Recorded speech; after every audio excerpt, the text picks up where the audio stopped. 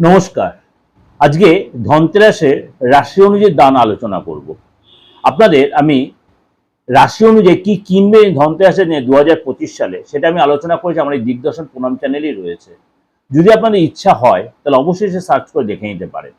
আজকে বলবো এই 2025 সালে মানে ধনতেরাসে কি আপনারা দান করবেন রাশি অনুযায়ী। চলুন একটু জেনে নিই। মেষ রাশি, রাশিচক্রের প্রথম রাশি মেষ রাশি। আপনাদের এই ধনতেরাস তিথিতে আপনার যদি সাধ্যে কুলায় অবশ্যই বস্ত্র দান করতে পারেন। এই দিন আপনি গুড় দান করতে পারেন, মুসুর ডাল দান করতে পারেন, লাল কাপড় দান করতে পারেন।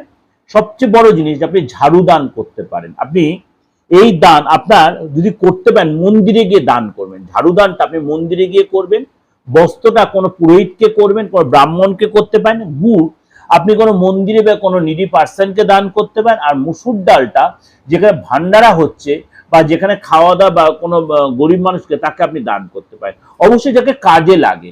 যদি কেউ সে দান না নিতে চায় তাহলে আপনি প্রবাহিত জলে দান করতে পারেন, সেটা খুব ভালো হয়। এতে কি হবে, আপনার আর্থিক অবস্থা ডেভেলপ হবে এবং আপনি সব দিকে উন্নতি পাবেন।